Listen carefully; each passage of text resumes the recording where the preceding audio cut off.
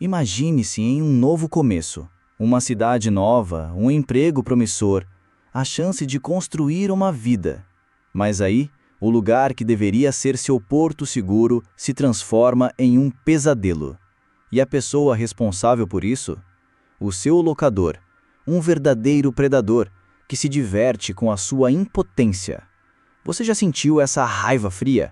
Essa necessidade de justiça ardendo na alma? Bem, a história que vamos contar hoje é sobre Daniel, um advogado que não aceitou ser vítima. Ele não revidou com força bruta, mas com a inteligência afiada de um mestre estrategista. E a sua vingança? Essa foi servida na temperatura mais gelada possível. Se você já sonhou em transformar a dor em uma arma e a humilhação em motivação, então prepare-se para ser arrepiado. Curta este vídeo, inscreva-se no canal e ative o sininho, porque a história de Daniel é a prova de que a justiça, para quem tem paciência e conhecimento, pode ser mais doce do que qualquer vingança. Daniel havia chegado naquela cidade com o coração cheio de esperança. Seus 30 e poucos anos, uma carreira promissora como advogado em um escritório respeitável e a busca por um apartamento que fosse mais do que 4 paredes, um lar. Encontrou um imóvel que parecia ideal, bem localizado, com boa iluminação e um preço que cabia no orçamento. O locador, Sr. Silva, era um homem corpulento, de sorriso fácil, que transmitia uma falsa sensação de segurança. As conversas iniciais foram amigáveis, repletas de promessas de um bom relacionamento e de um imóvel sempre em perfeitas condições. Daniel, ingênuo, diante da máscara, assinou o contrato com alívio. As primeiras semanas foram tranquilas, mas logo as imperfeições começaram a surgir. Pequenos detalhes irritantes, uma torneira que pingava sem parar, um interruptor de luz que funcionava quando queria. Daniel, com sua natureza metódica e profissional, enviou um e-mail formal ao Sr. Silva, detalhando os problemas. A resposta veio rápida, com a promessa de que o faz-tudo resolveria em breve. Dias viraram semanas. As promessas viraram desculpas esfarrapadas. Daniel sentia um leve incômodo, mas ainda tentava ser compreensivo. Afinal, imprevistos acontecem, certo? O cenário, no entanto, começou a se deteriorar de forma alarmante. Um dia, após uma chuva torrencial, uma mancha escura surgiu no teto da sala. No dia seguinte, pequenas goteiras. Em questão de horas, a goteira se transformou em um fio d'água constante diretamente sobre a estante, onde Daniel guardava seus preciosos livros de direito, coleções de jurisprudência e documentos importantes. O desespero começou a tomar conta. Ele ligou para o Sr. Silva, mas o telefone tocava sem parar. Enviou mensagens de texto, e-mails, com fotos da inundação iminente. Nenhuma resposta. Daniel passou noites em claro, arrastando móveis, colocando baldes para conter a água, tentando proteger seus bens. O cheiro de mofo se tornou insuportável, impregnando suas roupas, seus livros. A umidade atacava a pintura, fazia o reboco inchar. O apartamento, que deveria ser seu refúgio, estava se transformando em um pântano úmido e insalubre.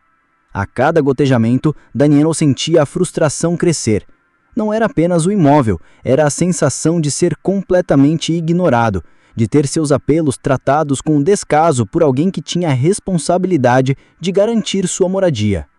Finalmente, após dias de tentativas, o Sr. Silva atendeu. A conversa foi um turbilhão de arrogância e desprezo. É só uma goteirinha, Daniel. Não seja dramático. Já mandei alguém olhar, deve estar a caminho. Disse o Sr. Silva com um tom de voz que beirava o sarcasmo. Daniel tentou explicar a gravidade da situação, os danos causados, o risco para a sua saúde. O Sr. Silva, por sua vez, continuava minimizando, chegando ao ponto de sugerir que Daniel era um inquilino problemático que fazia tempestade em copo d'água. A cada palavra, Daniel sentia um nó apertar na garganta, uma mistura de raiva e impotência. Ele, um homem que passava seus dias lutando pelos direitos dos seus clientes, estava sendo humilhado em seu próprio lar. Foi quando Daniel, exausto e encharcado, mencionou a possibilidade de buscar medidas legais. A risada do Sr. Silva ecoou pelo telefone, fria e desdenhosa. Processar? Você? Um advogado recém-chegado na cidade? Sem conexões?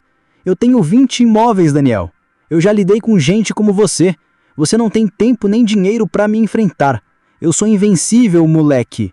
Vai fazer o quê? Chorar na barra da saia da sua mãe? Naquele exato momento, o mundo parou para Daniel. A palavra moleque, o tom de superioridade, o escárnio em cada sílaba, não era mais apenas sobre o vazamento. Era sobre dignidade. Era sobre a crença de que algumas pessoas se sentiam acima da lei. O Sr. Silva havia acendido em Daniel uma chama que ele nem sabia que existia. A raiva deu lugar a uma clareza gelada.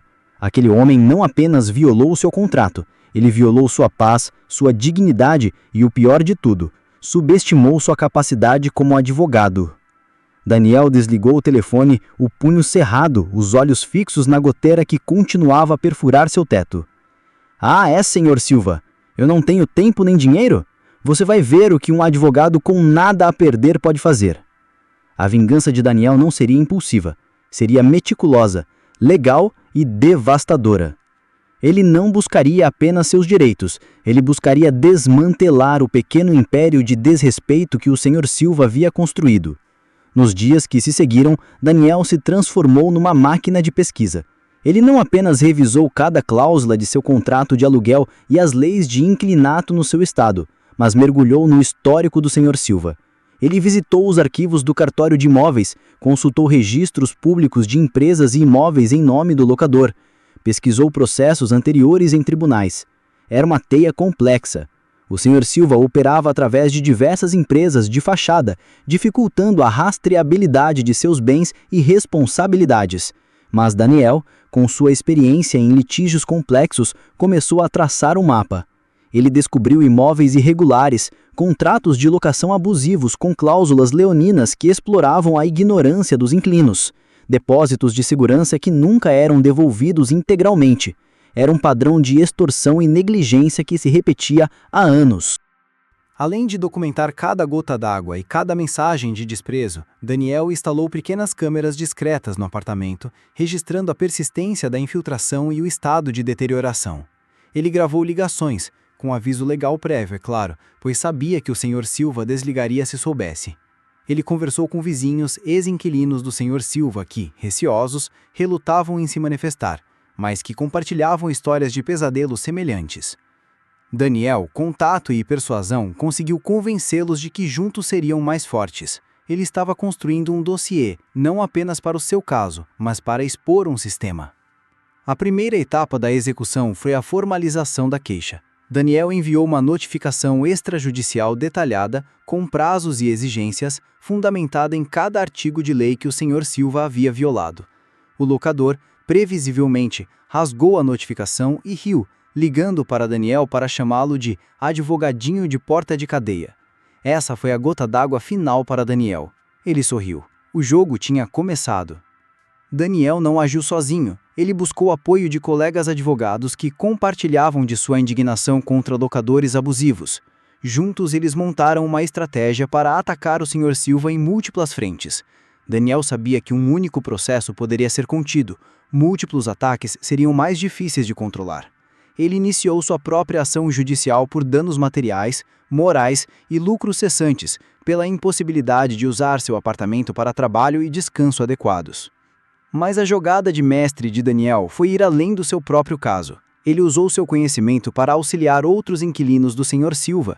Ele não cobrava honorários adiantados desses novos clientes, oferecendo-se para trabalhar com um percentual sobre o valor recuperado, o que os encorajou a agir. Daniel organizou reuniões comunitárias, explicando os direitos dos inquilinos, as armadilhas dos contratos e como se proteger de locadores desonestos. Ele nunca mencionava o nome do Sr. Silva diretamente, mas descrevia as táticas que o locador usava, e a comunidade, familiarizada com as práticas do Sr. Silva, rapidamente fez a conexão. A notícia se espalhou como pólvora. Dezenas de inquilinos, antes acuados e sem voz, começaram a se manifestar. Alguns registraram queixas em órgãos de defesa do consumidor. Outros, mais encorajados, procuraram Daniel para representá-los judicialmente. O telefone do Sr. Silva, antes usado para zombar de Daniel, agora tocava incessantemente com intimações, notificações e chamados de fiscais de órgãos de habitação. As empresas de fachada do Sr. Silva começaram a ser investigadas por sonegação fiscal e lavagem de dinheiro, em parte graças às pistas que Daniel havia meticulosamente coletado e anonimamente enviado às autoridades fiscais. O dia do julgamento chegou. O Sr. Silva, que sempre se apresentou com uma aura de intocabilidade, entrou na sala do tribunal com um sorriso forçado, mas seus olhos revelavam um nervosismo crescente. Ele olhou para Daniel, que estava sentado com a postura erguida e a expressão serena de quem sabia o que estava fazendo. O show de Daniel começou. Ele não apenas apresentou as provas irrefutáveis dos vazamentos, dos danos materiais e do descaso do Sr. Silva. Ele trouxe testemunhas, vizinhos, ex-inquilinos que, antes amedrontados, agora depunham contra o locador, corroborando o padrão de conduta abusiva. Daniel apresentou áudios das ligações em que o Sr. Silva o humilhava, as fotos da destruição do apartamento. Ele descreveu com detalhes minuciosos o sofrimento, a ansiedade e a sensação de impotência que ele e outros inquilinos haviam sentido. O Sr. Silva, que no início tentou manter a pose, começou a se contorcer na cadeira. Suas tentativas de desqualificar as provas e difamar Daniel foram veementemente rebatidas pela lógica impecável do advogado e pela solidez das evidências. O veredito do juiz foi um golpe demolidor para o Sr. Silva. Além de ser condenado a pagar uma indenização altíssima a Daniel por danos materiais, morais e pelos lucros cessantes de meses de trabalho prejudicados, o juiz abriu precedentes para que os outros inquilinos lesados pudessem mover suas próprias ações. Além disso, as investigações fiscais e de lavagem de dinheiro, iniciadas com base nas informações de Daniel, avançavam rapidamente. O império de desrespeito do Sr. Silva desmoronou em questão de meses. Seus imóveis foram penhorados, suas contas bloqueadas e sua reputação foi à ruína. Aquele homem que riu da impotência de Daniel agora implorava por misericórdia. Daniel não sentiu prazer sádico, mas uma profunda sensação de paz. A vingança não foi por ódio, mas por justiça. Aquele nó no estômago, aquela sensação de ser um moleque sem valor, desapareceu por completo. Ele havia usado suas ferramentas, a lei, a inteligência e a persistência, para derrubar um tirano. A vingança, quando é um instrumento de justiça, pode ser a maior libertação. A história de Daniel nos lembra que a verdadeira força não está em gritar mais alto, mas sim em pensar com mais clareza. Não está em revidar com violência, mas com estratégia e inteligência. A vingança, quando bem planejada e guiada pela justiça, pode ser a fagulha que acende a mudança e restaura a dignidade, provando que ninguém está acima da lei. É a prova de que a paciência e a persistência podem sim mudar o jogo. Qual foi a história de vingança mais justa e satisfatória que você já presenciou ou teve o prazer de vivenciar? Compartilhe nos comentários. Sua experiência pode inspirar a próxima grande narrativa aqui no canal. E se você gostou dessa história de virada, não se esqueça de curtir, se inscrever e compartilhar esse vídeo com seus amigos. Afinal, todos merecem uma boa dose de justiça.